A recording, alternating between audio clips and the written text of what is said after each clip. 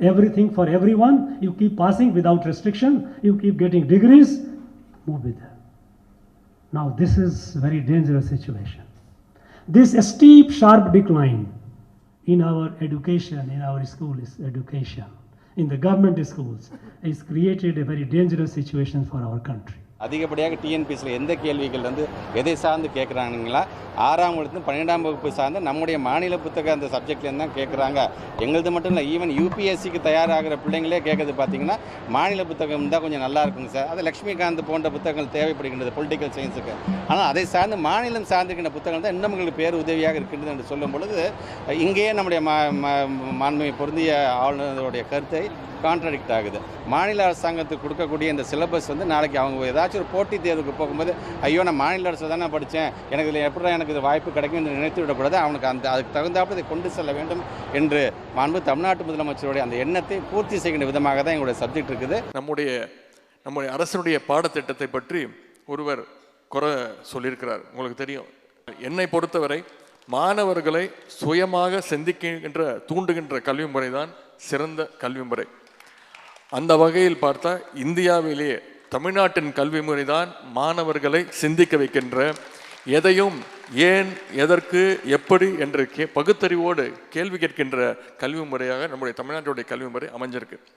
நம்முடைய தமிழ்நாடுடைய பாடத்திட்டத்தில் படித்த எத்தனையோ பேர் மிகச்சிறந்த விஞ்ஞானிகள்லாம் வந்திருக்கிறாங்க. வீரமுத்துவேல் மாதிரி இஸ்ரோவில் பெரிய பொறுப்புலையும் இருக்காங்க. நம்முடைய அரசு பள்ளியில் உங்களிடம் படித்த மாணவர்கள் பல பேர் இந்தியாவிலையும் வெளிநாடுகளையும் ஐடி துறையில் பெரிய பெரிய பொறுப்பில் இருக்கிறாங்க.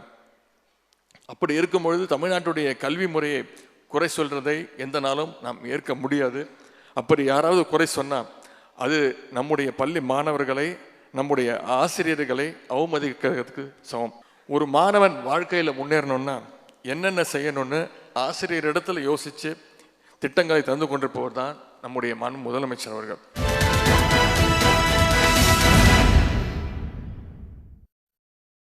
வணக்கம், இது கேள்விக்களம்.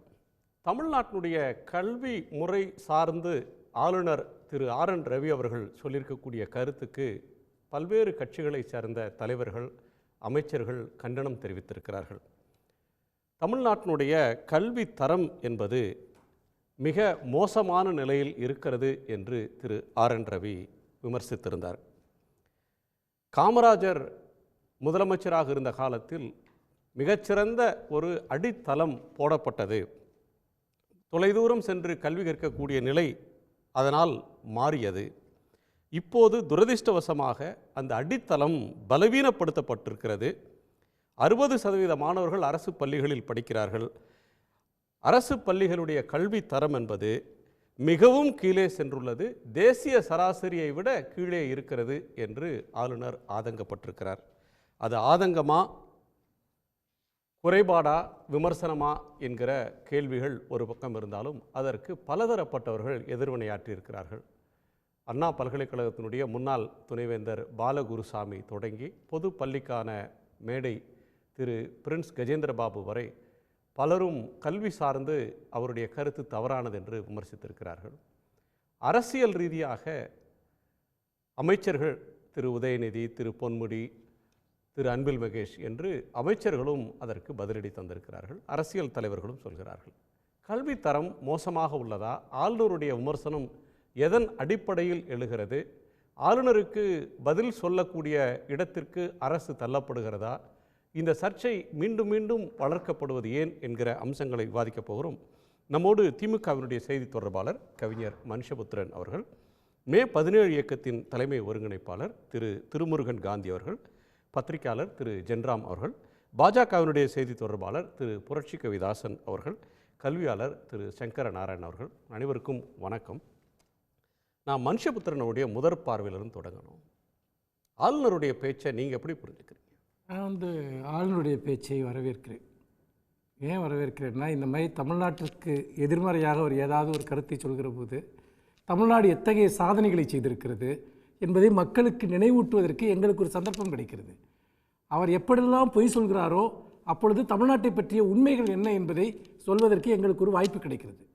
இன்னும் சொல்லப்போனால் அவர் நாங்களே மறந்து போன எங்களுடைய பெருமைகளை எல்லோருக்கும் எடுத்துச் சொல்வதற்கு ஒரு பாதை அமைத்து தருகிறார். அவர் இது போன்ற பொய்களை தொடர்ந்து பேச வேண்டும்.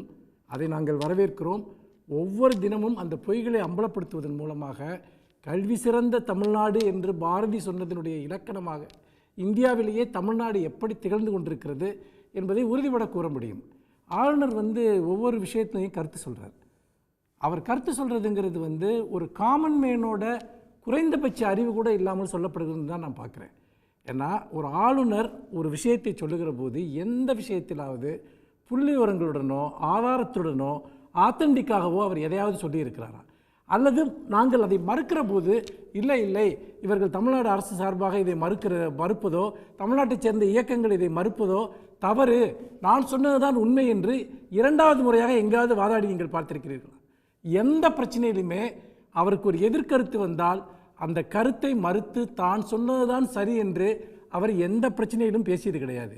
அவருடைய ஒரே நோக்கம் என்பது புழுதி வாரி தூற்றுவது, தன்னை ஒரு டாக்கபிள் சப்ஜெக்டாக அவர் வைத்துக்கொள்ள வேண்டும் என்பதற்காகவும் தமிழ்நாட்டின் மீதான ஒரு கருத்தியல் தாக்குதலை தொடர்ந்து நடத்த வேண்டும் என்பதற்காகவும் அவர் இதை செய்கிறார். இப்போ அவருடைய கவன ஈர்ப்புக்காக பேசுறாரு அப்படின்னு சொல்றீங்க. அவர் பேசுறதுல மெரிட்டே இல்லைன்னு சொல்வீங்களா? இல்லை, அதை தான் நான் சொல்ல வரேன். நான் அந்த பாயிண்ட்டுக்கு தான் வர்றேன்.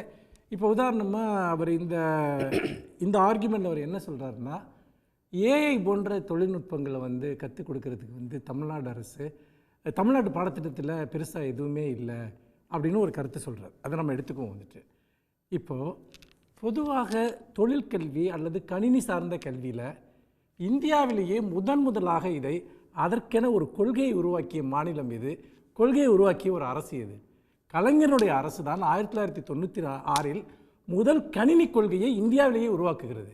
கணினியை ஒரு பாடமாக ஆரம்ப பள்ளிகளில் திமுக அரசு தான் அன்றைக்கு கொண்டு வருகிறது. அப்போ யாருமே இந்தியாவில் எந்த மாநிலத்திலையும் அது அமலுக்கு வரல. அதோட முதல் கணினி மாநாட்டை இங்கே நடத்துகிறோம். தமிழ் எழுத்துருக்களை அறிமுகப்படுத்துவது பிராந்திய மொழியில் தமிழ்நாடு முன்னோடியாக அன்றைக்கு இருந்தது. அன்றைக்கு அதில் முன்னோடியாக தயாநிதி மாறன் அவர்கள் செயல்பட்டு அவர் அன்றைக்கு தொலைத்தொடர்புத்துறை அமைச்சராக இருந்தபோது ஒரு பெரிய மாற்றத்தை அவர் கொண்டு வந்தார். இதெல்லாம் ஏன் சொல்கிறேன்னா, கணினி சார்ந்த தொழில்நுட்பம், தகவல் தொடர்பு, இது சார்ந்த கல்வியில் தமிழ்நாடு ஒரு மிகப்பெரிய பாய்ச்சலை நிகழ்த்தியது. இப்போ இந்த ஏஐ அதுக்கு அடுத்த கட்டம் ஆர்டிஃபிஷியல் இன்டெலிஜென்ஸ் என்று வருகிற போது இந்த தொழில்நுட்பமே இப்போ தான் டெவலப் ஆகிட்டு இருக்கு. இந்த ஒரு வருஷம் 2 வருஷமாக தான் இதை பற்றி எல்லாரும் பேசுகிறோம். இந்த சூழ்நிலையில் கூட நீங்கள் பார்த்தீங்கன்னா மைக்ரோசாஃப்டோட நம்ம ஒரு ஒப்பந்தம் போட்டிருக்கோம். அந்த ஒப்பந்தத்தின்படி இந்த மைக்ரோசாஃப்ட் டீல்ஸ் என்பது அந்த ஒப்பந்தத்தினுடைய பெயர்.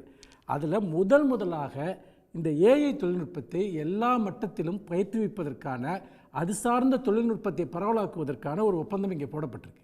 ஆனால் அவர் கேட்குறேன், இது போன்ற ஒரு திட்டம் எந்த மாநிலத்தில் எந்த அரசு எங்கே போடப்பட்டு இதை அமல்படுத்தியிருக்கு?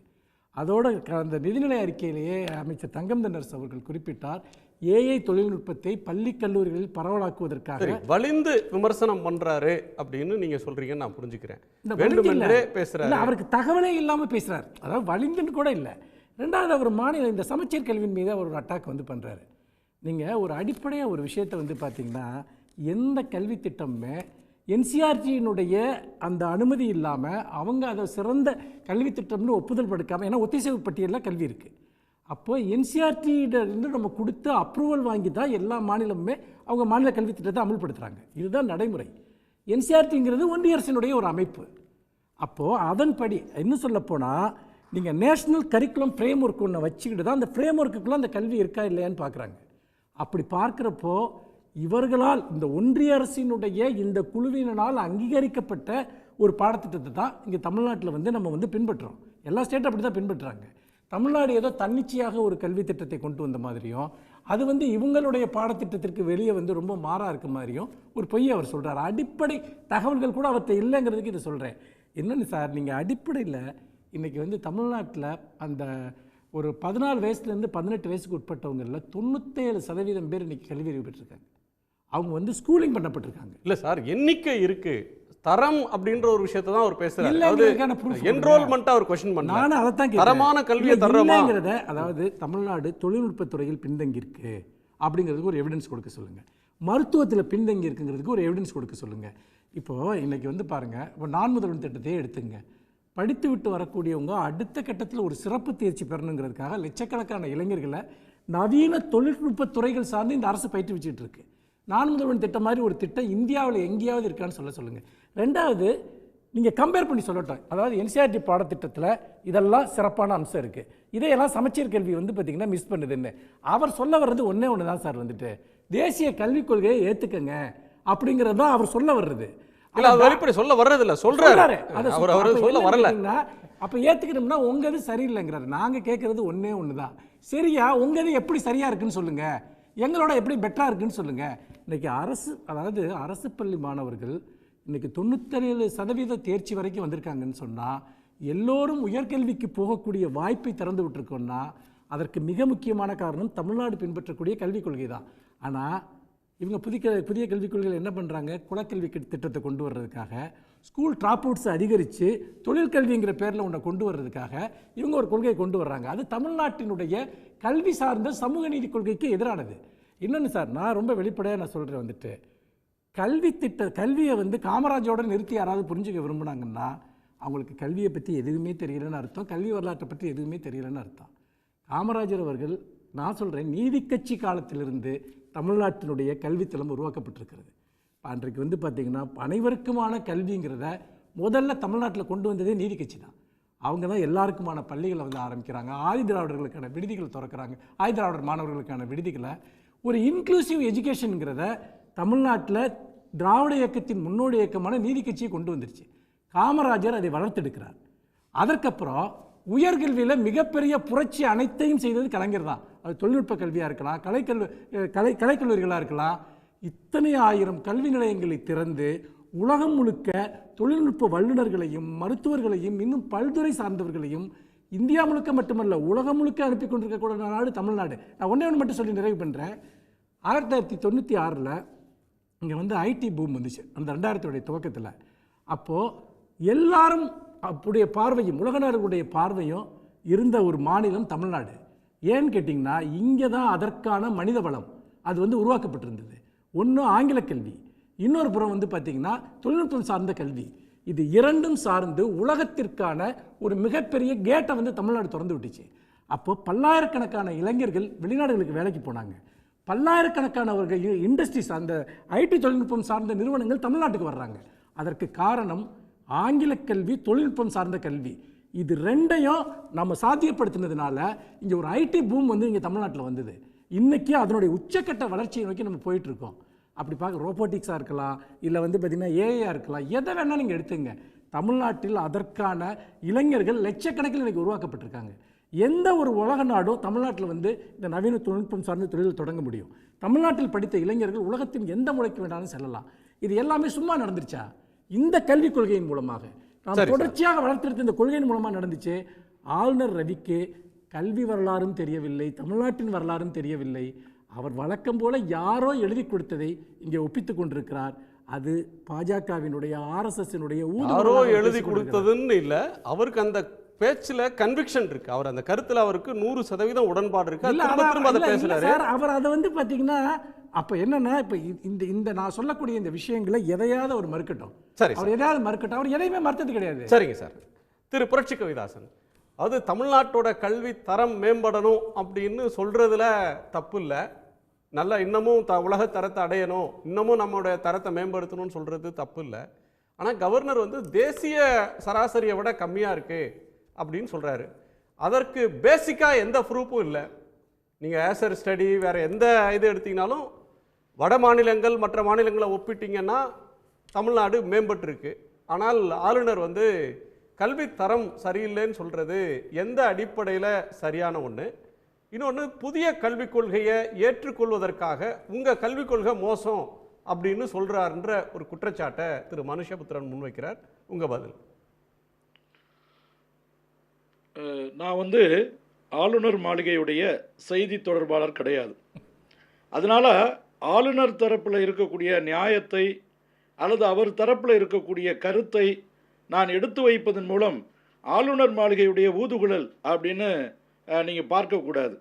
ஏன்னா இது நானும் ஒரு தனிப்பட்ட நபராக, நானும் இந்த சமூகத்தின் மீது பரங்கை கொண்ட ஒரு நபராக நான் பார்க்கிறேன், பேசுகிறேன். அதனால் ஹியர் தி அதர் சைடு அப்படிம்பாங்க, எதிர்த்தரப்பை கேட்டு செயல்படு. அப்படி எதிர்த்தரப்பை கேட்காதது ஒருதலை பட்சமானது. அந்த அடிப்படையில் அதான் நேச்சுரல் ஜஸ்டிஸ், இயற்கை நீதி. என்னென்னா, ஒரு மனைவி தவறானவள், அதனால் அவள் தலையை வெட்டி எடுத்துகிட்டு வரேன்னு இன்ஸ்பெக்டர் ஸ்டேஷனில் போய் இன்ஸ்பெக்டர் டேபிளில் வச்சு என்னை கைது பண்ணுங்கன்னு சொன்ன பிறகு கூட உடனே தூக்கு தண்டனை கொடுக்க முடியாது. அது டியூ ப்ராசஸ். அவன் விசாரிக்கப்படணும், அவனுக்கு வாய்ப்பு கொடுக்கணும், அதுக்கப்புறம் தான் அவன் வந்து தண்டிக்கப்படணும். இதுதான் சட்டம், இதுதான் அமைப்பு, இதுதான் முறை. அதனால் ஆளுநருடைய தரப்பை கேட்காமலே ஒருதலை பட்சமாக நாம் ஒரு முடிவுக்கு வரக்கூடாதுங்கிற அடிப்படையில் அந்த தரப்பில் என்ன நியாயம் இருக்குது அப்படின்னு நான் புரிஞ்சுக்கிட்ட விஷயங்களை சொல்லலாம் அப்படின்னு நினைக்கிறேன். அதில் குறிப்பாக சகோதரர் சொன்னார், கல்வியில் சிறந்த தமிழ்நாடு, புகழ் கம்பன் பிறந்த தமிழ்நாடு. அதில் வசதியாக கல்வியில் சிறந்த தமிழ்நாடோடு நிறுத்திட்டார். புகழ் கம்பன் பிறந்த தமிழ்நாடு என்பதை அவருக்கு வேண்டாம் அப்படின்னு விட்டுட்டார். ஏன்னா கம்பனை இல்ல சார், உங்களுக்கு தெரியுதான்னு பார்த்தேன். கம்பனை எதிர்த்து அடுத்த வரை உங்களுக்கு தெரியுதான்னு தெரிஞ்சுக்கிறேன். இயக்கம் கண்டவர்கள் வேற ஒண்ணும் இல்ல. ஐயோ இல்ல அதான் எனக்கு அதாங்க இதுதான் இந்த இயக்கவாதி. இப்ப கம்பன் பிறந்ததுல என்ன, கம்பன் வள்ளுவர் எல்லாம் இங்க தான் பிறந்தாங்க. யாருக்குமே நான் இல்ல அதுதான் தங்களுக்கு தெரிந்தது வேற யாருக்குமே தெரியாது. திராவிட இயக்க சித்தாந்தம் என்னன்னா, மைக்கு முன்னாடி போய் நிற்கும் போது எதிரில் இருக்கிறவங்களாம் முட்டாள் நினைச்சுக்கிட்டு பேசணும் அப்படின்னு தான் பயிற்சி கொடுப்பாங்க. அவருக்கு ஏறி இருக்கு. அதனாலதான் உங்களுக்கு தெரியுதா தெரியல, நான் வர்றேன். அதனால இப்ப நீங்க தானே சொன்னீங்க உங்களுக்கு தெரியுதாங்கிற, அதனால சப்போஸ் நான் தெரியாம இருந்திருந்தேன்னா மாட்டியிருப்பேன்ல. அதனால இது மாதிரி ஒருதலை பட்சமாக இருப்பதுதான் இந்த திராவிட இயக்கத்துடைய சித்தாந்தம். ஹியர் தி அதர் சைடு என்பதே கேட்பதில்லை. ஆளுநர் இப்படி ஒரு திறந்த வெளியில் ஆயிரக்கணக்கான மாணவர்களுக்கு மத்தியில் புகழ்பெற்ற ஒரு கல்வி நிலையத்தில் ஆளுநர் இவ்வாறு வைத்திருக்கிறாரு. போதுமான தரவுகள் இல்லாமல், அவர் அந்த மாதிரி சான்றுகள் இல்லாமல் பொத்தாம் பொதுவாக பேசிட்டு போக முடியுமானா போக முடியாது. அவருக்கு ஒரு லயபிலிட்டி இருக்குது. ஆளுநர் அவதூறு கருத்துக்களை தெரிவிக்க முடியாது. ஆளுநர் வந்து தன்னுடைய அதிகாரத்துக்கு தாண்டி பிரவேசம் செய்ய முடியாது. இதெல்லாம் பல தருணங்கள்ல தப்பான தகவல்களை சொல்லி இருக்கிறார். மார்க்சியம் பற்றி சொன்னதுல இருந்து, குண்டு வெடிப்பு சம்பந்தமான தகவல்ல இருந்து பல தருணங்கள்ல அவர் தவறா தகவல் சொன்னாரு அப்படின்றது புரிவாயிருக்கு. ஆனா இதுவரையில அவர் எங்கேயும் வருத்தம் தெரிவிச்சதோ அல்லது தான் தப்பா சொல்லிட்டோம்னோ அவர் சொல்லல. அதே தப்ப திரும்ப சொல்லிட்டே போவார். பல அக்கேஷன்ஸ் நம்ம பட்டியல் போடலாம். இல்ல சார், இல்ல ஒப்பீனியன் என்பது வேறு, தகவல் என்பது வேறு. நல்லா புரிஞ்சுக்கங்க. தகவலே சார், அவர் குண்டு அவருடைய மாளிகையில, மாளிகை ஆளுநர் மாளிகை வாசல்ல ஒரு கற்காரவியோ யாரோ ஒருத்தர் வந்து பெட்ரோல் குண்டு வீசிட்டாங்கன்றப்ப அந்த தடயங்கள் எல்லாம் அழிச்சிட்டாங்க அப்படின்னு தப்பா சொல்லி ஒரு ட்வீட் போட்டார். பிறகு அப்படி எந்த இதுவும் இல்லைன்னு சொன்ன பிறகு கூட அவர் மாற்றிக்கொள்ளல. அதுல என்ன தவறு இருக்கு சார்? அதுல என்ன சார் தவறு இருக்கு? அந்த கற்கா ரவிங்கிறது வந்தது உண்மையா இல்லையா? பெட்ரோல் குண்டு வீசப்பட்டது உண்மையா இல்லையா? அங்கே சிசிடிவி கேமரா இருக்கிறது இல்லையா உண்மையா? அதே மாதிரி அங்கே தமிழ்நாடு போலீஸ் அதிகாரிகளுடைய பாதுகாப்பு பணியில இருந்தார்களா இல்லையா? கோயம்புத்தூர் பிளாஸ்டே வந்து போலீஸ் மறைச்சாங்கன்னு ட்வீட் போட்டார் சார். ஆனா அவர் பின் பாயிண்டா சொன்ன சுட்டி காட்டின பிறகு கூட அவர் திருத்திக் கொள்ளல. நம்ம கல்விக்கு வந்துருவோம். கல்வி சார்ந்து மீண்டும் மீண்டும் மாநில அரசை அவர் அட்டாக் பண்றதுக்கு என்ன சார் காரணம்? சார், அவர் வந்து தேசிய கல்விக் கொள்கையில அக்கறை உள்ளவர், தேசிய கல்விக் கொள்கையில முழுமையான நம்பிக்கை உள்ளவர். அது மாதிரி அவருடைய கல்வியும் ஆரம்ப நிலையில் இருந்த ஒரு தரமான சூழ்நிலையில் வந்திருக்கு. அதனால தன்னை போல மற்றவர்களும் நல்ல உயர்ந்த ஸ்தானத்துக்கு வரணும் அப்படிங்கிற அவாவில் தன்னுடைய கருத்தை வெளிப்படுத்துறாரு. ஒரு தகவலுக்கு ஒரு செய்தி சொல்கிறேன். அதாவது தமிழக சூழ்நிலைக்கும் வட இந்திய சூழ்நிலைக்கும் என்ன அடிப்படை முரண்பாடு அப்படின்னா, அதாவது இந்திய சூழ்நிலைக்கும் மேல்நாட்டு சூழ்நிலைக்கும், இப்போ நம்ம தமிழ்நாட்டில் இருக்கிறது மேலை நாட்டு கல்வியை ஒத்த ஒரு திட்டம். அதனால் புரிஞ்சுக்கணும். நான் பிறகு அது விரிவாக சொல்கிறதுக்கு வாய்ப்பு கொடுத்தீங்கன்னா நான் சொல்லுவேன். ஏன் அப்படின்னா, நாலேஜ் என்பது வேறு, லாங்குவேஜ் என்பது வேறு. ஆங்கிலம் தெரிந்ததுனாலே அறிவாளி என்கிற மனோபாவம் தமிழ்நாட்டிலே இருக்கிறது. இதை நீங்கள் மறுக்கவே முடியாது. இங்கிலீஷில் ஒருத்தன் பேசிட்டா அவன் சூப்பர்ரா, அவன் டாப்பர்ரா அப்படின்னு சொல்லக்கூடிய ஒரு மனநோய் இங்கே இருக்கிறது. நாலேஜ் என்பது வேறு, லாங்குவேஜ் என்பது வேறு. சமஸ்கிருதம் தெரிந்ததுனாலேயே குருக்களை ஐயர்களை நாம் உயர்ந்தவர்கள் என்று பார்க்கிற மனோநிலைக்கு எந்த வகையிலும் குறைவில்லாதது. ஆங்கிலம் தெரிந்ததனால் அவர்கள் உயர்ந்தவர்கள், லாடுகள், சார்கள் அப்படின்னு சொல்லக்கூடிய மனோபாவம் நமக்குள்ள இருக்குங்க. இந்த மனோபாவத்தில் தான் நம்ம கை வைக்கிறோம். உன்னுடைய தாய்மொழி சிறந்தது, உன்னுடைய ஆகச் சிறந்தது தாய்மொழி, உன்னுடைய அறிவு கண்ணை திறப்பது தாய்மொழி, உன்னுடைய கண்டுபிடிப்புகள் எல்லாம் நடப்பது தாய்மொழி, உன்னுடைய உடலில் இருக்கிற மரபணுவில் இருக்கக்கூடிய அனைத்தும் உன்னுடைய மரபணு கற்றுக்கொண்டது, வாழையடி வாழையாக கற்றுக் கொடுத்தது, பல்லாயிரம் ஆண்டுகளாக படிப்படிப்படியாக கடத்தி வரப்பட்டது உன்னுடைய தாய்மொழி அறிவு. அதனால் தாய்மொழி அறிவில் தான் அனைத்து சாகசங்களும் செய்ய முடியும் என்பதுதான் உலகறிந்த உண்மை. சிறப்பானதாச்சு. நீங்க என்ன இடையில இடையில குரல் கொடுத்துக்கிட்டு இல்ல நீங்க எதுக்கு சார் இடையில இடையில குரல் கொடுக்குறீங்க? நெறியாளர் கேட்கட்டும் சார். சார் நான் வந்து பாத்தீங்கன்னா தாய்மொழி கல்வியை கட்டாயம் இது கேளுங்க. அதான் தாய்மொழி கல்வியை கட்டாயப்படுத்துவது புதிய கல்விக் கொள்கை. அதை நீங்க புரிஞ்சுக்கணும்.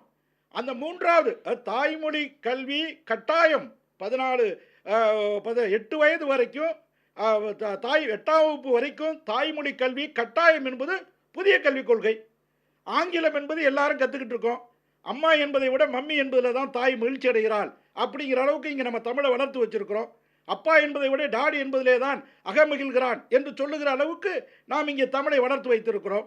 ஏன்னா 50-75 வருஷம் திராவிட மாடல்ல மொழிகளை படிக்கணும்னு சொல்லிட்டு தாய்மொழியை பற்றி சொல்றது வந்து ஒரு நெருடலான விஷயமா இருக்கு. நான் மற்றவங்களுடைய கருத்தையும் கேட்டு வந்துடுறேன். திருமுருகன், தாய்மொழி கல்வியை வந்து யாரும் குறை சொல்லல சார். நம்ம தொடர்ந்து பேசலாம். திருமுருகன், இந்த ஆளுநருடைய சர்ச்சை அப்படின்றத இன்னும் ஒரு லார்ஜர் ஸ்கீம்ல புரிஞ்சுக்கணும்னா, முன்பெல்லாம் என்ன சொல்லுவாங்கன்னா, இதை ஒரு அரசியல்வாதி பேசலாம், ஆளுநர் பேசலாமா, எதிர்க்கட்சி தலைவர் பேசலாம், தமிழ்நாடு பிஜேபி தலைவர் இந்த கருத்தை பேசலாம், ஆளுநரே இப்படி பேசலாமா அப்படின்னு தான் எதிர் முகாம்லேருந்து வரும். இப்போ இவர் பேசுறது வந்து அரசியல் இல்லை, மாறாக ஒரு கல்வி சார்ந்து அவருக்கு இருக்கிற அக்கறையில் இதை பேசுகிறாருன்னு சொல்கிறாங்க. அவர் கல்வி சார்ந்த அக்கறையோடு இருக்கிற மாதிரி தெரியல. அவர் வந்து ஒரு மாற்றாந்தாய மனப்பான்மையோட மாநிலத்தை அணுகுவது, தமிழ்நாட்டை ஒரு எதிரியாக பார்ப்பது. நீங்கள் ஒரு மாநிலத்தில் இருக்கக்கூடிய சில குறைபாடுகளை சுட்டி காட்டுவது என்பது வேறு. அதே சமயத்தில் மாநிலத்துக்கு என்ன தேவைப்படுதுன்னு என்னைக்காவது பேசியிருக்காரு அவர்?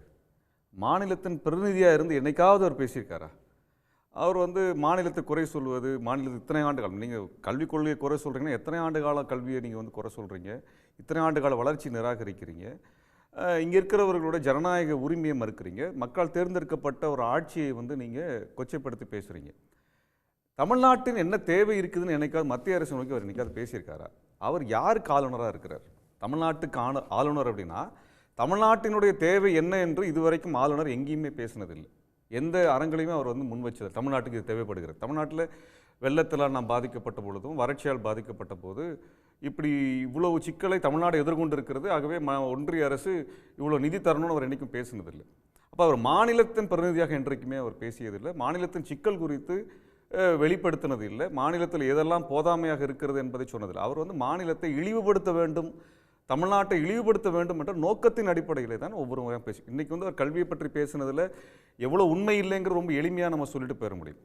தமிழ்நாட்டில் கல்வி வளர்ச்சி என்பது படிப்படியாக உயர்ந்து வந்திருக்கிறது. ஒரு தலைமுறையாக அது வந்து இருக்குது. என்னுடைய அப்பா படித்த அரசு பள்ளிக்கூடத்தில் படித்த அதே சிலபஸ் நான் படிக்கல. நான் படிக்கிறது எனக்கு அடுத்த ஒரு தலைமுறை படிக்கிறது இல்லை. மாறிட்டே இருக்குது, வளர்ந்து போய்கிட்டே இருக்குது. இப்போ நான் படித்த கல்லூரியில், பல்கலைக்கழகத்தில் அந்த சமயத்தில் இந்தியாவில் வேறு எங்கும் இருப்பதை விட அங்கே வந்து மெயின் ஃப்ரேம் கம்ப்யூட்டர்ஸை கொண்டு வந்து இன்ஸ்டால் பண்ணியிருந்தாங்க மதுரை காமராஜ் யூனிவர்சிட்டியில். அது suppose to be a rural university. அதெல்லாம் நான் படிச்சுட்டு வந்தேன் நான். அப்போ நீங்கள் வந்து அன்றைக்கி மெயின் ஃப்ரேம் கம்ப்யூட்டர்ஸை வந்து நீங்கள் 80கள் இறுதியிலையும் 90கள் ஆரம்பத்தில் கொண்டு வந்து ஒரு பல்கலைக்கழகத்தில், அதுவும் கிராமப்புற மாணவர்கள் அதிகமாக படிக்கக்கூடிய பல்கலைக்கழகத்தில் கொண்டு வந்து வைக்கணுங்கிற சிந்தனை எங்களுடைய பேராசிரியர்களுக்கு இருந்தது. அவள் எங்களுக்கு முந்தைய தலைமுறை. அப்படிப்பட்ட ஒரு வளர்ச்சி நிலை நமக்கு இருந்தது. தந்தை பெரியார் அவர்கள் கூட கம்ப்யூட்டர் இங்கே ஒன்று வந்திருக்குன்னு சொன்னாங்க, பார்க்கணும்னு சொல்லி போய் பார்த்ததெல்லாம் நம்ம வந்து படிச்சிருக்கிறோம். இப்போ தமிழ்நாட்டுக்கு வந்து அறிவியலை நோக்கிய தேடல் இருந்தது. நீங்கள் வந்து அவர் வந்து ஆன்மீகத்தை தேடிக்கொண்டிருக்கிறவர், அறிவியலை தேடக்கூடியவர் அல்ல. அவர் வந்து இன்னும் வந்து 10 தலை வைத்திருந்தவர்கள் இருக்கிறாங்க. ஒரு மனித இயல்புக்கு அப்பாற்பட்டவர்கள்லாம் இருப்பதை பற்றி புல்புல் பறவையில் பறந்து போனதை பற்றியெல்லாம் பேசி கொண்டிருக்கக்கூடிய தலைமுறையை சார்ந்தவர் அல்லது அந்த கொள்கை கொண்டவர். நம்ம அறிவியலை நம்புகிறோம், அறிவியலை நோக்கி நகர்ந்துட்டு இருக்கோம். அதனால் நம்ம தான் அதை அப்டேட் பண்ணிட்டு போயிட்டே இருக்கிறோம். இது நேரடியாக படித்து இந்த இதில் வளர்ந்து வந்தால் நாங்கள் சொல்ல முடியும். இதில் என்ன குறைபாடு இருக்குங்க நாங்கள் கேள்வி கேட்க முடியும். இதை பற்றி எந்த தகவலும் இல்லாமல் ஆளுநர் தமிழ்நாட்டை கொச்சைப்படுத்துவது, இழிவுபடுத்துவது பண்ணிட்டு இருக்கார். இதில் வந்து அவர் சொல்லக்கூடிய, நான் ஒரே ஒரு கேள்வி கேட்க விரும்புகிறேன்.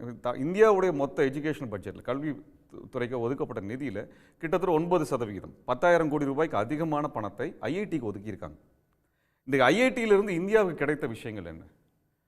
பல்வேறு துறை சார்ந்து எடுத்துக்கொள்ளலாம்.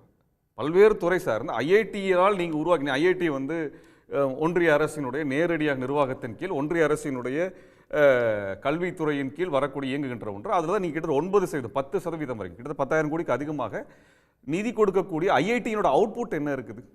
ஐஐடி என்ன இந்தியாவுக்கு கொடுத்துருக்கிறது? ஆனால் அதற்கு நிகராகவும் அதை விட உயர்ந்த இடத்தில் அண்ணா யூனிவர்சிட்டி கொடுத்துருக்குது. தமிழ்நாட்டிலிருந்து போன மாணவர்கள், படித்து சென்ற மாணவர்கள், தமிழ்நாட்டினுடைய கல்வியில் சென்ற மாணவர்கள் கொடுத்திருக்கிறார்கள். இதெல்லாமே ஆவணமாக இருக்கும் பொழுது ஆளுநருடைய பேச்சு என்பது தமிழர்களை இழிவுபடுத்துவது, தமிழ்நாட்டை கொச்சைப்படுத்துவது என்கின்ற நோக்கம், உள்நோக்கம் கொண்டதே ஒழிய அது தமிழ்நாட்டுக்காக என்றைக்குமே அவர் பேசியது இல்லை. தமிழ்நாட்டை சொல்கிறப்ப இப்போ நீங்கள் அவருக்கு முழுமையாக இழிவுபடுத்தணுன்ற நோக்கம் இருக்கிறதா தெரியலை. இப்போ வந்து காமராஜர் காலத்தில் கல்விக்கான அடித்தளம் போடப்பட்டுச்சு, கல்வியை பரவலாக்காங்க அப்படின்னு ஒரு பெஞ்ச் மார்க் வச்சுக்கிறார். அதற்கு பிறகு சீரழிஞ்சு போச்சு அப்படின்னு சொல்கிறாரு. இதுக்கு முன்பு பார்த்தீங்கன்னா துக்ளக் மாதிரியான பத்திரிகைகளில் 67 அப்படின்னு ஒரு கட் ஆஃப் வச்சுட்டு 67க்கு முன்னாடி பிரமாதம், என்னைக்கு திராவிட இயக்க ஆட்சி, அண்ணா ஆட்சி வந்ததோ அன்னையிலிருந்து தமிழ்நாடு மோசமாயிடுச்சு அப்படின்னு ஒரு கூட்டம் தொடர்ந்து ஒரு செக்ஷன் ஆஃப் கருத்தாளர்கள், சிந்தனையாளர்கள் விமர்சனம் பண்ணிக்கிட்டே இருப்பாங்க. அதே லைனை கவர்னர் எடுக்கிறாரு. இப்போ அவர்கிட்ட இன்னொரு கேள்வி இருக்குது. காமராஜருக்கு முன்னாடி ராஜாஜி இருந்தார் இல்லையா? ராஜாஜி காலத்தில் நல்லா இருந்ததுன்னு நினைக்க சொல்லியிருக்காரு. அவரோட சொல்ல முடியுமா? ராஜாஜியிடமிருந்து அதிகாரம் காமராஜருக்கு சென்ற பிறகு அன்றைக்கு திராவிட இயக்கத்தினுடைய நம்ம தந்தை பெரியார் அவர்கள் உடைய முனைப்பினால் அதிகாரத்திற்கு வந்த பெருந்தலைவர் காமராஜர் அவர்கள் முன்னெடுத்த கல்வி திட்டத்தை பற்றி தான் பேச முடியும் ஒழிய கவர்னரால் ராஜாஜி காலத்தில் சிறந்த கல்வி இருந்து என்றைக்குமே சொல்ல முடியாது. அப்போ காமராஜர் காலத்தில் ஆரம்பிக்கப்பட்ட இந்த வளர்ச்சி போக்கு வளர்ந்து வந்திருக்கிறது. காமராஜர் காலத்தில் இருந்த இடத்தில் தேங்கி போய் நிற்கல, அதற்கு அடுத்து வளர்ந்து உயர்ந்த இடத்திற்கு நம்ம வந்து சேர்ந்துருக்கிறோம். அதனால் அவர் வந்து காமராஜர்னு ஒரு இடத்தை வச்சு பாதுகாத்து கொள்றதுக்கான காரணமே வந்து என்னென்னா, திராவிட இயக்கம் அப்படிங்கிறவட்ட தனிச்சு அடையாளப்படுத்தி அதை வந்து கொச்சைப்படுத்தணும், இழிவுபடுத்தணுங்கிற நோக்கம் தான், வேற ஒன்றுமே கிடையாது. அப்போ நம்ம கேட்குற காமராஜர் எந்த இடத்துல வந்து ராஜாஜியிடமிருந்து வேறுபட்டார்னு சொல்ல முடியுமா? அவரால் ராஜாஜி வந்து என்ன செய்தார்னு சொல்ல முடியுமா? ராஜாஜி கொண்டு வந்த குலக்கல்வியை பற்றி சொல்ல முடியுமா? அப்போ காமராஜரோடு சிறந்தது என்பதற்கான காரணம், காமராஜர் குலக்கல்வியை ஏற்றுக்கொள்ளவில்லை. குலக்கல்வியை கொண்டு வந்தவர்கள் பார்ப்பனர்கள், ராஜாஜியை ஆதரித்தவர்கள், அந்த சனாதனத்தை ஏற்றுக்கொண்டவர்கள். சனாதனவாதியாக இருந்த ராஜாஜியினுடைய கல்விக் கொள்கை அடித்து நொறுக்கிவிட்டு தான் காமராஜர் வந்தார். அப்போ ஆளுநர் இயல்பாகவே வந்து ராஜாஜியை பேச முடியல இன்னைக்கு. அது திராவிட இயக்கத்தின் வெற்றி. இப்போ கவர்னர் வந்து பொத்தாம் பொதுவாக சொல்கிறாருன்னு சொல்ல முடியாது. சில குறிப்பிட்ட பாயிண்ட்ஸும் சொல்கிறாரு. அது ஒரு இந்தியாவில் இருக்கிற பெரிய மாநிலங்கள் 20 எடுத்துக்கிட்டு அந்த 20ல் வந்து பீகார், மத்திய பிரதேசம், ராஜஸ்தான் அல்லது கர்நாடகா, மகாராஷ்டிரா இங்கெல்லாம் பிரமாதமாக இருக்குது, தமிழ்நாடு குறைஞ்சிருக்கு. அப்படி அவர் வந்து அந்த பாயிண்ட்டை வந்து அவர் சப்ஸ்டான்ஷியேட் பண்ணல. தேசிய அளவை விட மோசம்ன்றதுக்கு வந்து அவர் எந்த தரவுகளையும் தரல. ஆனால் அவர் சொல்கிற பொதுவான கருத்து வந்து 9வது 10வது படிக்கிற பசங்களுக்கு கூட கூட்டல் கழித்தல் கணக்கு தெரியல, எழுத்து கூட்டி படிக்க வரல அப்படின்னு சொல்கிறது, இது எல்லோரும் ஷேர் பண்ணுற ஒரு கன்சர்ன் தானே. இல்லைங்க, அது வந்து எந்த அடிப்படையில் ஒரு நீங்கள் வந்து பரீட்சை அடிப்படையில் வச்சாரா, இல்லை இவர் போய் பரீட்சை வச்சாரா மாணவர்களுக்கு? இவர் கேட்டு 4 பேர் சொல்லலைன்னா ஒருவேளை அவரோட ஆலோசகர் அப்படி ஏதாவது கணக்கு தப்பாக சொன்னாங்களா? அவர் ஆலோசகரையும் அவருடைய ஆளுநர் மாளிகையில் இருக்கிறவங்களையோ அல்லது அவருக்கு நெருக்கமாக இருக்க பிஜேபிக்காரங்க சரியாக கணக்கு போடலைங்கிறதுக்கு நம்ம எப்படி பொறுப்பாக முடியும்? அது அவருக்கு நெருக்கமாக இருக்கக்கூடிய பிஜேபி கட்சியில் இருக்கிறவங்களுக்கு கணக்கு ஒழுங்காக போடாமல் தெரியாமல் இருந்திருக்கலாம். ஆளுநருடைய ஆலோசகர்கள் அப்படி இருந்திருக்கலாம். அந்த இடத்துல தான் சொல்ல முடியும். கலந்து பழகி அப்படி ஒரு இடத்துல வரவும் இல்லை. அப்படி ஒரு அரசு பள்ளிக்கூடங்களில் போய் அவர் டெஸ்ட் வச்சு பார்த்தாரா? அவரு கணக்கு போட தெரியல அப்படிங்கறது அப்படி வந்து எந்த அடிப்படையில் அவர் ஒரு குவாலிஃபை பண்ணி பேசுறாருன்னு நினைத்தல. மேபி அவர் வந்து அவருக்கு நெருக்கமாக இருக்கக்கூடிய பிஜேபியில் இருக்கக்கூடியவர்களை பற்றி அவர் சொல்லியிருப்பாரோன்னு தெரியல எனக்கு. அதாவது இங்கே ஒரு பெரிய கட்டுக்கதை இருக்குது. என்னென்னா, தமிழ்நாட்டில் இருக்க பிள்ளைங்களுக்கெல்லாம் தமிழ் படிக்க தெரியல, தமிழ்நாட்டில் இருக்க பிள்ளைங்களுக்கெல்லாம் தமிழ் எழுத தெரியல.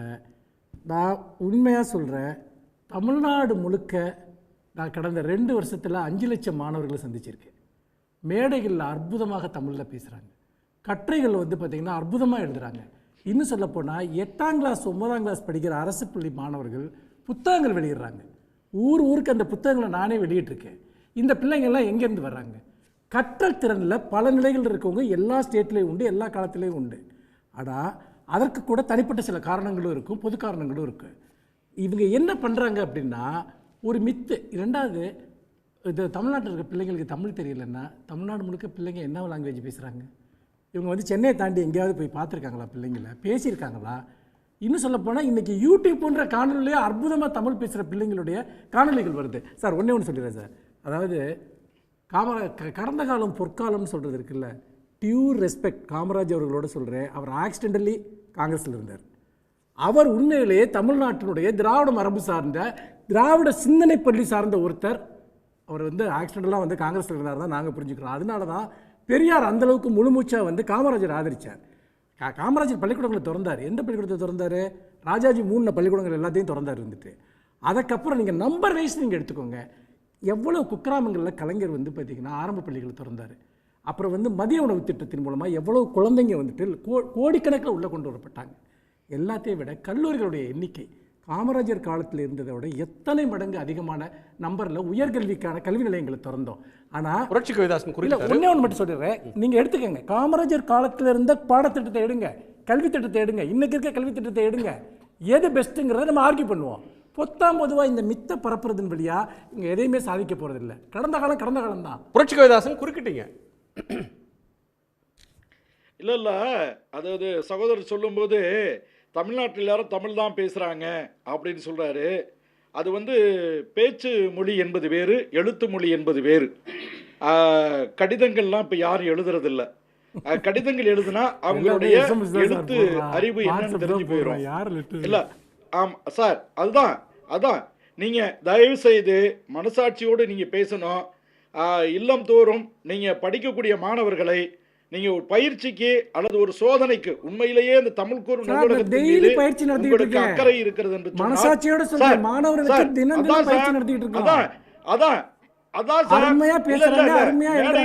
1-2 பேர் வந்து வச்சோ அல்ல சார். நான் முன்மாதிரி மேல்நிலை பள்ளியில ஏற்கனவே இருந்த பிரதமருடைய திட்டத்தில் புதுக்கோட்டையில் இருக்கிற மாதிரி பள்ளி மாணவன் சார். 400 மார்க்குக்கு மேலே வாங்கினா தான் அங்கே போக முடியும். உண்டுரை பள்ளி. நாங்கள் அந்த தோட்ட வேலை பார்த்து அப்படி ரோஜா மலர்களை வளர்த்து அதுக்குள்ளே ஒரு நல்ல சூழ்நிலையில் வளர்ந்தோம். அதனால நாங்கள் ஆரோக்கியமாக இருக்கிறோம். இதே மாதிரி சூழ்நிலை எல்லாருக்கும் கிடைக்கணும்னு ஆசைப்படுறோம். ஒன்றும் தெரியாமலாம் பேசலைங்க. இந்திரா காந்தி தொடங்கின பள்ளியா?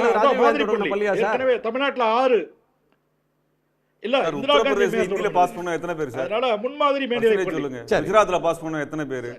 திரு ஜென்ராமுடைய கோணத்துல இல்ல, அந்த முன்மாதிரி மேல்நிலை பள்ளியில ஹிந்தி கிடையாது. ஆளுநருடைய பேச்சில் கல்வி சார்ந்து அவர் சொல்றதுல இருக்கிற மெரிட்ஸ் டிமெரிட்ஸை பேசியிருக்காங்க. ஆளுநர் பேசுறதுக்கு பின்னாடி இருக்கிற அரசியலையும் அதுக்கு அமைச்சர்களும் மற்றவங்களும் கொடுத்துருக்கிற எதிர்வினையை பற்றி நம்ம அந்த பாலிட்டிக்ஸை பேசலாம். இதுவரைக்கும் ஆளுநர் வந்து தமிழ்நாடுக்கு வந்து 3 வருஷம் ஆச்சு. இது வரைக்கும் என்ன பேசிகிட்டு இருந்தார்? அவர் வந்து ரிஷிகள், முனிவர்கள், பாரதம், திராவிடம், ஆரியம், சனாதனம், இந்த மாதிரி விஷயங்கள் தான் பேசிகிட்டு இருந்தார். இந்த 3 வருட காலத்தில் அவருக்குள்ளே வந்த மாற்றத்தை பாருங்கள். இன்றைக்கி ரோபாட்டிக்ஸ் பற்றி பேசுகிறாரு, ஆர்டிஃபிஷியல் இன்டெலிஜென்ஸ் பற்றி பேசுகிறாரு, அறிவியல் அவசியத்தை பற்றி பேசுகிறார். இதுவே தமிழ்நாட்டினுடைய ஸ்டேயே அவர் எவ்வளோ தூரம் மாற்றிருக்குது அப்படிங்கிறத பார்க்க முடியுது. அதில் அதுக்கப்புறம் இழிவுபடுத்துகிற நோக்கம் இல்லை. ஆனால் இஸ்ரோவில் வந்துட்டு சூடம் கொளுத்தி பூஜை போட்டு தானே சார் ராக்கெட் மேலே போகுது. எல்லாரும் திருப்பதி கோயிலுக்கு வந்துட்டு ராக்கெட்டை ஏவுறாங்க.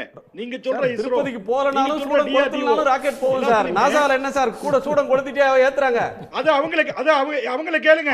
அவங்களே எந்த சர்ச்சுக்கு போய் ஆசீர்வாதம் வாங்கிட்டு வந்து ஏத்தல.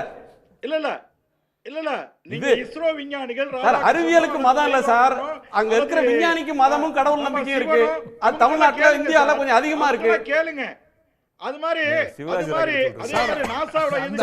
அந்த அறிவியலும் வந்து 2014க்கு அப்புறம் வந்தது. அது எங்கள் தங்கம் சினிமா வர்ற காலத்திலேயே இருக்கு. அப்போலோல போய் மனிதர்கள் கால் வச்ச காலத்திலேயே அந்த படத்துல இருக்குது. இந்தியாவுடைய கான்ட்ரிபியூஷன் என்ன அறிவியல் வளர்ச்சிக்கு அப்படின்னு சொல்லி இருக்குது, அந்த படத்திலேயே இருக்குது. இந்த இழிவுபடுத்தும் நோக்கம் இல்லை. ஆனால் அவர் வந்து தொடர்ந்து பல உண்மைகள் இருக்குது. எல்லா விஷயங்கள்லையும் பல உண்மைகள் இருக்குது. பல உண்மைகளுக்குள்ள அவர் செலக்டிவாக ஒரு உண்மையை 2 உண்மையை கையில் எடுத்து பேசுகிறாரு. அது வந்து அதுதான் உண்மையான அரசியலாக இருக்குது. கல்வியில் ஒரு குறிப்பிட்ட காலத்தில் மட்டும்தான் நடந்தது, அதுக்கு முன்னாலேயும் ஒன்றும் இல்லை பின்னாலேயும் ஒன்றும் இல்லை அப்படின்னு எஸ்டாப்ளிஷ் பண்ண விரும்புவதன் மூலமாக இந்த தமிழ்நாட்டில் கல்வியின் தரம் குறைவாக இருக்குன்னு சொல்வதன் மூலமாக இங்கு ஒரு குற்ற உணர்ச்சியையும் தேசிய கல்விக் கொள்கையை ஏற்றுக்கொள்ள செய்யணும் அப்படிங்கிற ஒரு உறுத்தலையும் உண்டாக்குறாங்க. மாநில பட்டியலிருந்து ஒன்றிய பட்டியலுக்கு, ஒத்திசைவு பட்டியலிருந்து ஒன்றிய பட்டியலுக்கு முழுமையாக கொண்டு கல்வியை சேர்ப்பதற்கு தேவையான மனநிலையை உருவாக்குவதற்கு இந்த மாதிரி பேச்சுகள் எல்லாம் காரணமாக இருக்குதுங்கிறது பிராடான அரசியல் பின்னணியில் புரிஞ்சுக்க முடியுது. கல்வியில் அக்கறையோடு அவர் செஞ்சிருந்தாருன்னா உண்மையிலேயே ஒரு ஸ்டேட்ஸ்மேனாக ஒரு குடியரசுத் தலைவர் இல்லையே, எதிர்காலம் அப்படி இருக்குதா என்னன்னு தெரியல. அது துணை ஜனாதிபதியாகி தான் போகணும். இப்போ இவர் இப்போதைக்கு ஜெய்தீப் தங்கர் ரூட் எடுத்தா ஆளுநராக அவர் என்ன செஞ்சிருக்கலாம், இந்த மாதிரி உண்மையிலேயே தரம் குறைவாக இருக்குதுன்னு நினைச்சிருந்தாருன்னா அன்பில் மகேஷ் பொய்யாமொழியவோ அல்லது பொன்முடியவோ அல்லது முதலமைச்சர்கிட்டையோ அது குறித்து ஒரு தீவிரமான உரையாடலை நடத்தலாம், அவருடைய ஆலோசனைகளை சொல்லலாம், மாநில அரசின் கருத்துக்களை கேட்கலாம். சிஸ்டத்துக்குள்ள அவருக்கு 1000 வழிகள் இருக்கு. அது எதையும் அவர் செய்யாம ஒரு எதிர்க்கட்சி தலைவரை போல, எதிர்க்கட்சிகளில் ஒன்றின் தலைவரை போல அல்லது எதிர்க்கட்சி அலுவலகங்களில் ஒரு அலுவலகம் போல அவருடைய அலுவலகத்தை மாற்றுவது, அவர் பேசுவது அப்படிங்கிறது எந்த விதத்திலையும் ஏற்றுக்கொள்ளக்கூடியதாக இல்லை. இல்லை, இன்னொரு விஷயம் இருக்குது. நீங்கள் வந்து எதிர்க்கட்சியில் இருக்கிற ஒன்றுன்றீங்க. இப்போ ஆளுநர் சொல்கிறது திமுக அவனுடைய கல்விக் கொள்கை சரியில்லைன்னு சொல்ல, தமிழ்நாட்டுடைய கல்வித்தரம் மோசமாக இருக்குது, தேசிய சராசரியோட கீழே இருக்குது. இப்போ அதுக்கு அமைச்சர் உதயநிதி பதில் சொல்கிறாரு, பொறாமையில் பேசுகிறாரு, வைத்தறிச்சலில் பேசுகிறாரு, கல்வித்தரம் சிறப்பாக இருக்குது, அதில் அதுக்கு பல சான்றுகள் இருக்குன்னு அவர் சொல்கிறாரு. ஆனால் அதிமுக ஆட்சியையும் உள்ளடக்கி தான் அந்த விமர்சனம் வருது. எம்ஜிஆர், ஜெயலலிதா, பன்னீர்செல்வம், ஜானகி, எடப்பாடி பழனிசாமி அவர்கள் ஆட்சி வரையிலும் உள்ளடக்கித்தான் அந்த விமர்சனத்தை அவர் முன்வைக்கிறார். ஆனால் அதிமுக இந்த விமர்சனத்துக்கு பாலகுருசாமி ரெஸ்பாண்ட் பண்ணுறாரு, ஆனால் பழனிசாமி அவர்கள் ரெஸ்பாண்ட் பண்ணலையே.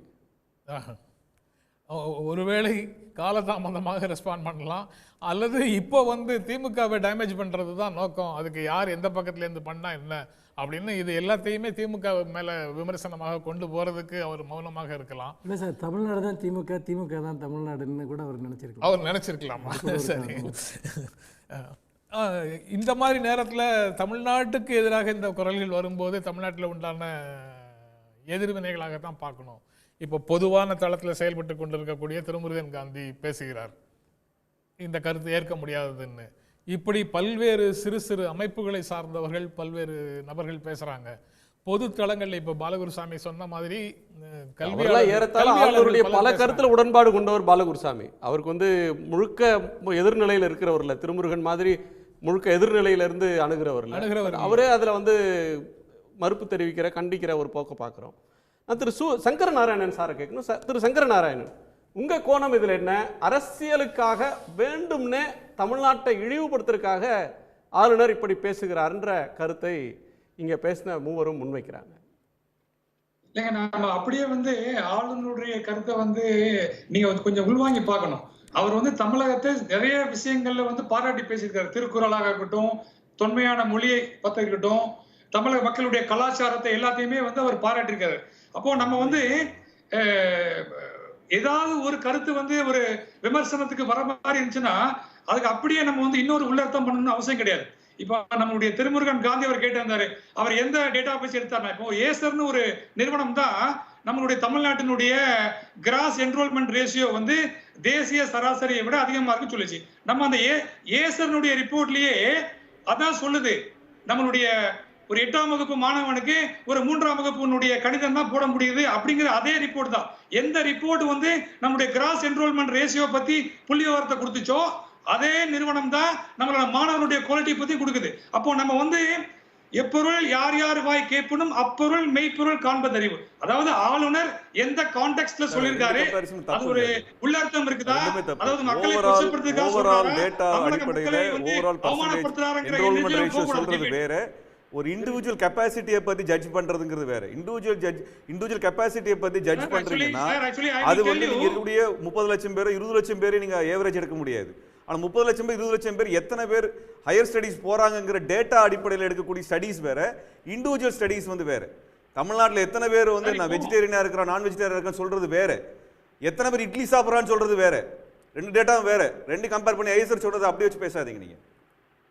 சார் இப்போ ஏசர் மட்டும் இல்ல சார், இன்னொரு ஆர்கனைசேஷன் பிசான்னு ஒன்று இருக்குது, அதாவது programme for international student assessment ஒன்று இருக்குது, PISA, programme for international student assessment. அதுவும் சொல்லுது இந்தியாவே உலக நாடுகளை கம்பேர் பண்ணச்சுல இந்தியாவோட ரேங்கிங் கம்மியா இருக்குது, இந்தியால தமிழகத்தினுடைய ரேங்கிங்கே வந்து கொஞ்சம் பாட்டத்துல இருக்குங்கிறது அந்த பிசா ரிப்போர்ட்டும் சொல்லுது. நான் என்ன சொல்றேன் அப்படின்னா தமிழ்நாடு கம்மியாக செய்யும். கன்கரண்ட் லிஸ்ட்ல வச்சிருக்கீங்கல்ல, இந்தியாவோட கம்மியாகுதுன்னா NCERT ஒப்புதல் வாங்குறப்ப NCERT லட்சணம் தான் இருக்குது. அப்ப NCERT லட்சணமே அதுதான் அப்படின்னா தமிழ்நாடு வேற எப்படி மாறும்? இந்தியாவோட தரமே கம்மி. ஏன் சார் நான் கேட்கிறேன், எஜுகேஷனுக்கு 6% GDP-ல ஒதுக்கணும்னு டார்கெட் இருக்கா இல்லையா, இன்டர்நேஷனல் டார்கெட் இருக்கா இல்லையா? மோடி வந்ததுக்கு அப்புறம் அந்த 3%ல இருந்து கீழே குறைச்சாரா இல்லையா? அது ஏன் பேசவே மாட்டேங்கிறீங்க? மோடி வந்து 10 வருஷத்துல GDP ரேஷியோ எஜுகேஷனுக்கு கொடுக்க வேண்டிய ஃபண்ட் அலோகேஷன் குறைஞ்சிருக்கா இல்லையா? ஈரானியர் இன்க்ரீஸ் மட்டும் காமிக்கிறீங்க. ஈரானியர் GDP இன்க்ரீஸ் நடந்திருக்குல்ல, அது GDP ரேஷியோக்கு வந்திருக்கக்கூடிய அளவுக்கு எஜுகேஷனுக்கு ஏன் ஒதுக்கல? நீங்க எஜுகேஷன் அண்ட் ஹெல்த்துக்கு கொடுத்த செஸ்ல இருந்து எவ்வளவு ஃபண்ட் வந்து எஜுகேஷனுக்கு கொடுக்கப்படுது இங்க நேரடியா? அதெல்லாம் ஏன் பேச மாட்டேங்கிறீங்க? நீங்க தாய்மொழி கல்வின்னு அவர் பேசிட்டு வச்சிருக்க எல்லா ஸ்கீமுக்கும் நீங்க வந்து ஹிந்தியில பேர் வச்சிருக்கீங்க, சான்ஸ்கிரிட்ல பேர் வச்சிருக்கீங்க. அப்புறம் எப்படி தாய்மொழி கல்வி வரும்? எதுக்கு இந்த கதையெல்லாம் விட்டுட்டு இருக்கீங்க? நீங்க கேட்கக்கூடிய கேள்வி, நீங்க முதல்ல GDP ரேஷியோ பத்தி பதில் சொல்லுங்க சார். நீங்க எஜுகேஷனுக்கு அவ்வளவு கல்விக்கு அவ்வளவு கொடுக்குறீங்கன்னா 3% தாண்ட மாட்டேங்குது. 3% தாண்ட மாட்டேங்குது. காங்கிரஸ் உடைய பட்ஜெட்டை விட கம்மியா தான் மோடி கவர்மெண்ட் கொடுத்துருக்குது. அதுக்கு பதில் சொல்லுங்க. அதையெல்லாம் பேசுறது இல்ல. நீங்க இன்டர்நேஷனல் ரேஷியோல பத்தி நாங்க பதில் சொல்ல முடியும் சார். நான் கேக்குறேன் சார், 2020ல தேசிய கல்விக் கொள்கை வரச்சுல அதை நம்ம வந்து தமிழகம் எதிர்த்துச்சு, ரைட்டுங்களா? எங்களுடைய கிராஸ் என்ரோல்மெண்ட் ரேஷியோ வந்து அதுல சொல்லக்கூடியது ஜாஸ்தி இருக்குது. இப்ப 2024 காலேஜுக்கு போன அத்தனை மாணவர்களும் இப்ப வேலை தேடி வெளியே வராங்க இல்லையா? அப்ப வேலை வாய்ப்புன்னு வரச்சுல மட்டும் நம்ம வந்து தமிழ்நாடு ஒதுங்குது. அதாவது என்ரோல்மெண்ட் ரேஷியோக்கு நம்ம கிரெடிட் எடுத்துக்கிறோம். என்னென்ன விஷயங்களுக்கு எல்லாம் நம்ம we are taking credit, அதே மாதிரி சில விஷயங்கள் குவான்டிஃபை பண்ணுங்க. அதாவது என்ரோல்மென்ட்ல அதிகம் இருக்கு, பாஸ் அவுட் ஆகி வரும்போது வேலை கிடைக்கிறது அப்படின்ற ஒன்றுல தமிழ்நாடு பின்தங்குதுன்னு சொல்றீங்கன்னா வேற எந்த ஸ்டேட் அதிகமா இருக்கு? இப்ப வந்து இப்ப 2 நாளா ஒரு வாரமா வர்றத பாருங்க. IIT-லயே பேக்கேஜ் குறைவு, IIT-ல இதாக கேம்பஸ் இன்டர்வியூல நிறைய பேருக்கு வேலை கிடைக்கலன்ற தகவல்கள் வருது. 2021 கொரோனா பீரியட்ல ரிசெஷன் எல்லாரும் இருக்குதானே செஞ்சது. சென்ட்ரல் கவர்மெண்ட் பொசிஷன்ஸ் வந்து ஃபில் பண்ணல சார். நீங்க சொல்றது அரசாங்கத்தினுடைய வேலை வாய்ப்புகள் நிரப்பலங்கறத மோடி மேல கூட குற்றச்சாட்டு. மத்திய அரசுல என்னைக்கு வேலைக்கு ஆள் எடுத்தீங்க? நீங்க என்ன வாக்குறுதி கொடுத்தீங்க, என்ன எடுத்தீங்க? கொரோனால வந்த காலத்துல வந்தது MSME-ல இருக்கக்கூடிய 65,000 கோடி ரூபாய் லோனை பே ஆஃப் பண்ணாம இருந்தா வேலை வாய்ப்பு அதிகமாகுமா குறையுமா? அந்த இதை பேசுங்க சார். சார் திரு சங்கரநாராயணன், நீங்க ரொம்ப முக்கியமான பாயிண்ட் சொல்றீங்க. அது ஒரு நல்ல பாயிண்ட். அது கல்வியில சேர்றவங்க என்ரோல்மெண்ட் அதிகரிச்ச அளவுக்கு படிச்சுட்டு முடிச்சு வரவங்களுக்கு எம்ப்ளாய்மெண்ட் ஆப்பர்ச்சுனிட்டிஸ் கிடைக்கலன்னு சொல்றீங்க. தமிழ்நாட்டை விட வேறு எந்த மாநிலத்தில் கூட கிடைச்சிருக்கு? படித்த உடனே வேலை அதிகம். நீங்க வந்து குஜராத்தில் எடுத்துக்கிட்டீங்கன்னா, ஹரியானாவில் எடுத்துட்டா ஸ்வீப்பர் ஜாபுக்கு, கிளீனிங் ஜாபுக்கு என்ஜினியரிங் முடிச்சவங்க ஆயிரக்கணக்கில் அப்ளை பண்றாங்கன்ற தகவல் இன்னைக்கு பேப்பர்ல இருக்கு. நான் கேட்கறது வந்து எந்த அடிப்படையில் மற்ற ஸ்டேட்டை விட கம்மியா இருக்குன்ற இதுக்கு வர்றாங்கன்னு ஒன்று. ஆளுநர் விருப்பு வெறுப்பு இல்லாமல் பேசுறவர்னா எம்ப்ளாயபிலிட்டி ஸ்கில்லை இம்ப்ரூவ் பண்ணுறதுக்காக கடந்த 3 வருஷத்தில் நான் முதல்வன் ஸ்கீமில் தொடங்கி அரசு பள்ளியில் மற்றதில் படிக்கிறவங்களுக்கு, கல்லூரிகளில் படிக்கிறவங்களுக்கு வேலை வாய்ப்புக்கு அவனை தயார் பண்ணுறதுக்கு நிறைய எஃபோர்ட்ஸ் எடுத்திருக்காங்க. அதை என்னைக்காவது இந்த ஆளுநர் பாராட்டி பேசியிருக்கிறாரா? இல்ல சார், அதை விமர்சிக்கவே இல்லையே. இப்போ நான் முதல்வன் ஸ்கீமையோ, தமிழ் புதவன் ஸ்கீமையோ, இல்லம் தேடி கல்வி ஸ்கீமையோ, காலை உணவு திட்டத்தையோ அவர் விமர்சிக்கவே இல்லையே. ஒருத்தர் விமர்சிக்கவில்லைன்னா அது வந்து அதுக்கு மேல அவர் லைக் பண்றதா அர்த்தம். இப்போ நம்ம அரசு கொண்டு வந்த திட்டங்களை விமர்சிக்கவில்லை என்றால் அவருடைய பெருந்தன்மை மாதிரி சொல்றீங்க சார். விமர்சிக்கலனாலே நாங்க பாராட்டலாம். இல்ல சார், தமிழக அரசு என்ன சொல்லுது? தேசிய கல்வி கொள்கையில் உள்ள சிறந்த அம்சங்களை நாங்கள் மாநில பாடத்திட்டத்தில் எடுத்துக்கிறோம், நாங்க அப்படியே பிளைண்டா பண்ணல, நல்ல விஷயங்களை யார் சொன்னாலும் எடுத்துக்கிறோம் சொல்றாங்க இல்லையா? அதே மாதிரி தமிழக அரசுடைய நல்ல விஷயங்களை வந்து யாருமே குறை சொல்ல மாட்டாங்க சார். ஆனா இடிப்பாரா இல்லா ஏமாறா மன்னன் கெடுப்பாரா இல்லாமல் படும். யாருமே விமர்சனத்துக்கு அப்பாற்பட்டவங்க கிடையாது. எந்த ஒரு நிறுவனமும் எந்த ஒரு நிறுவனமும் நீங்க சொல்ற எடுங்க 2022 அந்த ஒப்பிட்டீங்கன்னு சொன்னா தேசிய அளவுல அது கீழே தானே விழுந்திருக்கு. சார், தேசிய அளவுல சார், 2018 விட 24 ஆண்டுல இம்ப்ரூவ் ஆயிடுச்சு. அப்படி சொல்ல முடியல. தேசிய சராசரி எடுத்தீங்கன்னா இல்ல, 27.5 குறைஞ்சிருக்குன்னு ஏசர் தானே சொல்லுது. அப்போ வந்து இல்ல சார், யூனியன் ஒரு எஜுகேஷன் பக்கத்து- மினிஸ்டர் பார்த்து அவர் திட்டி இருக்கிறாரா, விமர்சிச்சிருக்கிறாரா? இல்ல சார், ஒரு இந்தியா பக்கத்து முழுக்க வீட்டு- கல்வியை இல்ல சார், பக்கத்து பாலாக்கிட்டீங்கன்னு வீட்டு பிள்ளை சொல்றாரா? மேக்ஸ்ல 70 மார்க் வாங்குது, உங்க பிள்ளை 80 மார்க் வாங்கிருச்சு, ஏன் 100 மார்க் வாங்கலன்னு கேட்டா அந்த பிள்ளையோட என் பிள்ளை ஜாஸ்தியான மார்க் வாங்கிட்டு சொல்ல என்ன சார் நியாயம்? ஒரு பெற்றோர் கேக்குறாங்க, நீ 80 மார்க் வாங்கியிருக்க, ஏன் 100 மார்க் வாங்கலன்னு கேக்குறாங்க. நீங்க சொல்றீங்க பக்கத்து வீட்டு பிள்ளை 70 மார்க் தானே வாங்கியிருக்குது, நான் 80 மார்க் வாங்கியிருக்கேன், அது போதாதான் கேக்குறீங்க. இதுதான் இல்ல அவர் அப்படி சொல்லல. தேசிய சராசரியை விட தமிழ்நாடு மோசமா இருக்கு, கல்வி தரம் இந்தியாலயே தமிழ்நாடு மோசமா இருக்குன்றாரு. அப்பதான் அந்த ஒப்பீடு தான் பிரச்சனை. தமிழ்நாட்டை தனியா எடுத்துட்டு இன்னும் நாம இம்ப்ரூவ் பண்ணணும் அப்படின்னு அவர் கன்சர்ன் சொன்னாருன்னா நியாயம்.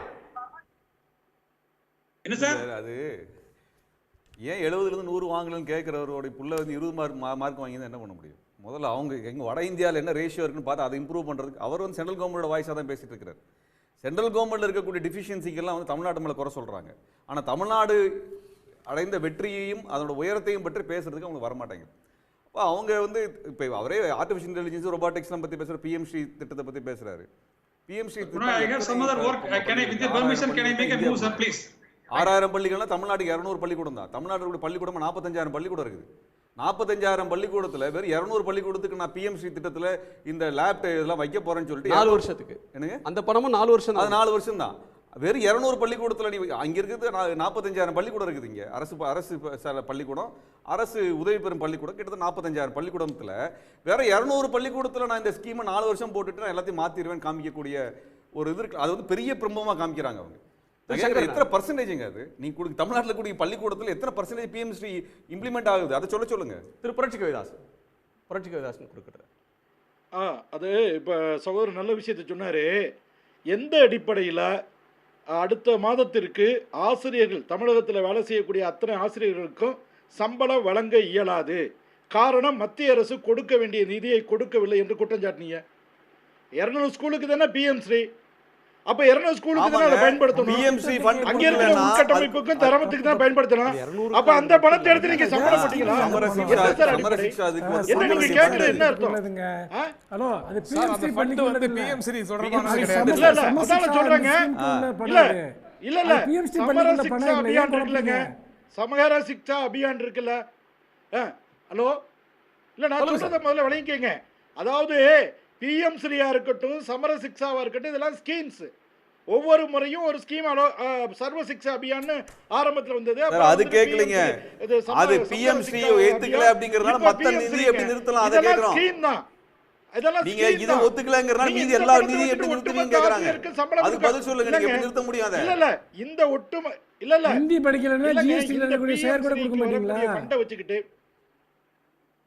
இல்ல இல்ல பிஎம்ஸ்ரீ ஃபண்ட வச்சுக்கிட்டு ஒட்டுமொத்த ஆசிரியர் சமுதாயத்துக்கு பிஎம்ஸ்ரீ ஃபண்ட் கிடையாது. அது சம்பளம் கொடுக்க முடியலன்னு சொல்றது என்னங்க? மொத்த பள்ளிக்கூடத்துக்கான நிதியை நிறுத்துறீங்க. அதுக்கு பதில் சொல்லுங்க. நீங்க பிஎம்ஸ்ரீங்கறது சின்ன 200 பள்ளிக்கூடத்துல போற சின்ன குடுக்குற ஃபண்ட வாங்குறதுக்கு 45,000 பள்ளிக்கூடத்துக்கு தர வேண்டிய நிதியை நிறுத்துறீங்கல்ல, அதுக்கு பதில் சொல்லுங்க. 200 பள்ளிக்கூடத்துக்கான ஸ்கீமை நாங்க எடுத்துக்கலங்கறதுனால 45,000 பள்ளிக்கூடத்துக்கான பணத்தை ஏன் நிறுத்துறீங்க? அதுக்கு பதில் சொல்லுங்க. நீங்க அது எப்படி நிறுத்த அதிகாரம் இருக்குது சார்? அப்படியே சொல்லிருக்காரு. நீங்க எப்படி உங்களுக்கு அதிகாரம் இருக்கு? நீங்க சொல்லுங்க.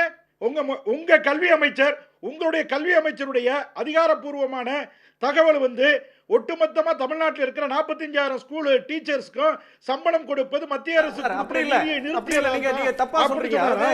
தமிழ்நாடு பள்ளி கல்விக்கே 45,000 கோடிக்கு மேல ஒதுக்குறாங்க சார்.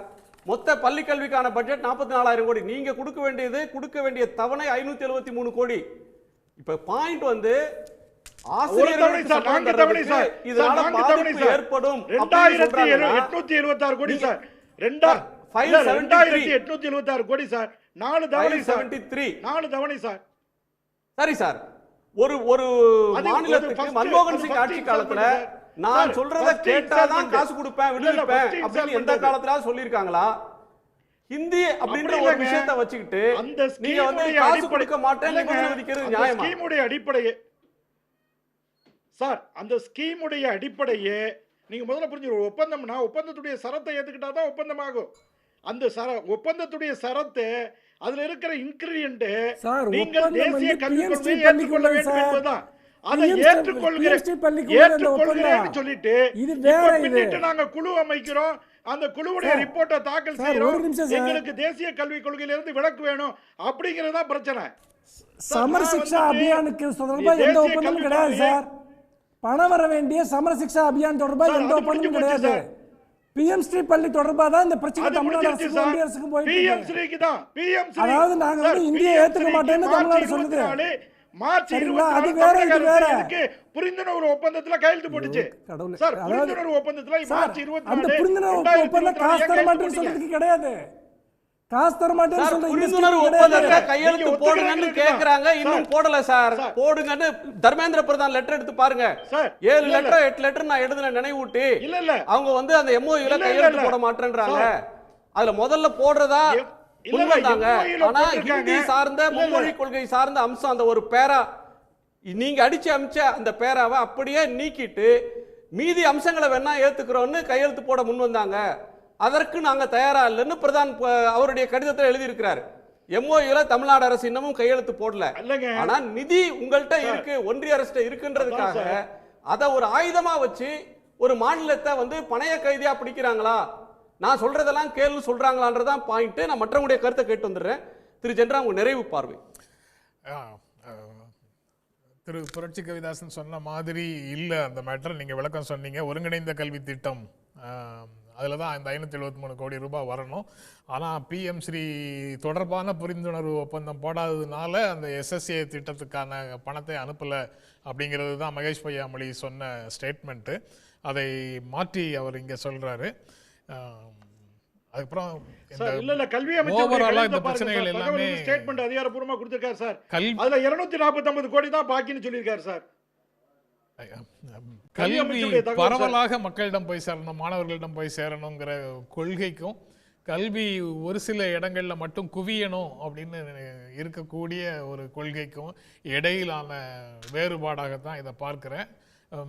கல்வி ஒரு சில இடங்களில் குவியணுங்கிற இடத்துல இருந்து ஆளுநர் இந்த விஷயங்களை பேசுகிறாரு. அவர் சமச்சீர் கல்விக்கு எதிராக பேசியதும் கூட ஏற்கனவே அவரை போலவே வழக்கு போட்டாங்க. இந்த இது சமமாகவும் இல்லை, சீராகவும் இல்லை, சரியாக இல்லை அப்படின்னு வழக்கு போட்டாங்க. அது சென்னை உயர்நீதிமன்றத்திலையும் ரிஜெக்ட் ஆச்சு, உச்சநீதிமன்றத்திலையும் ரிஜெக்ட் ஆச்சு.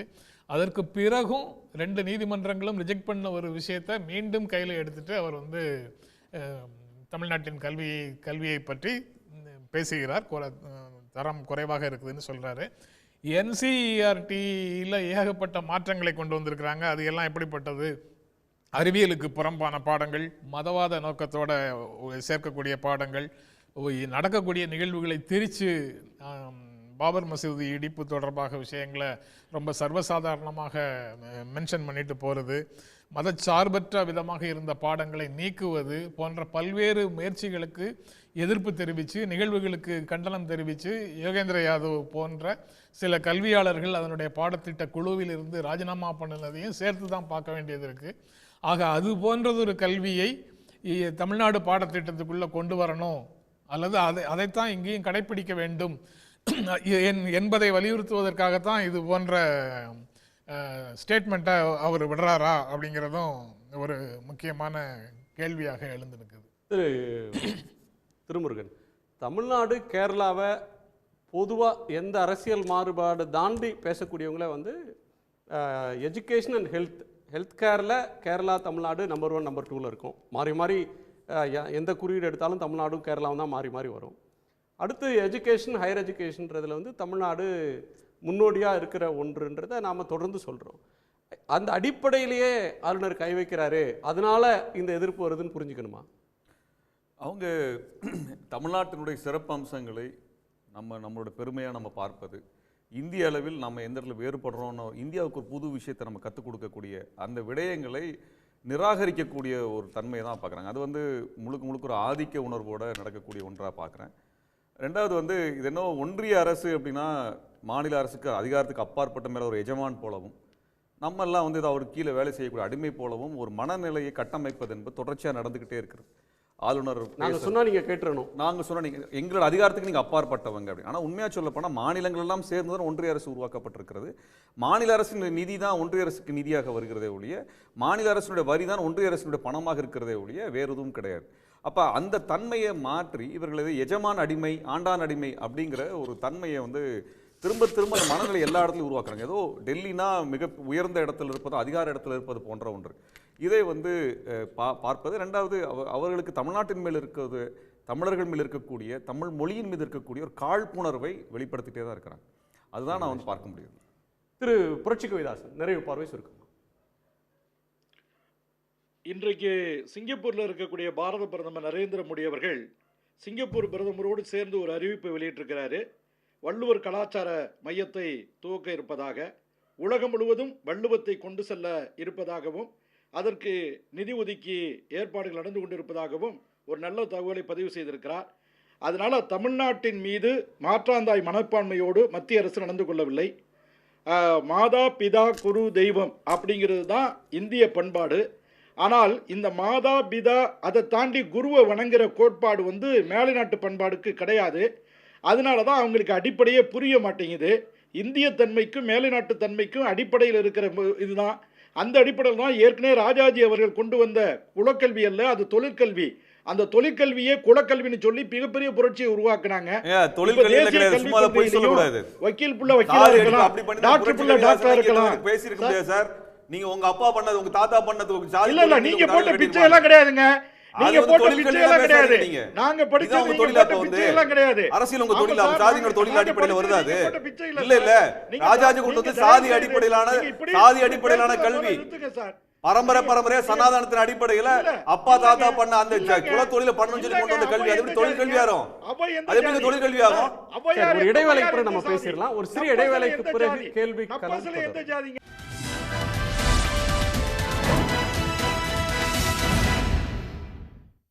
கேள்விக்களம் தொடர்கிறது.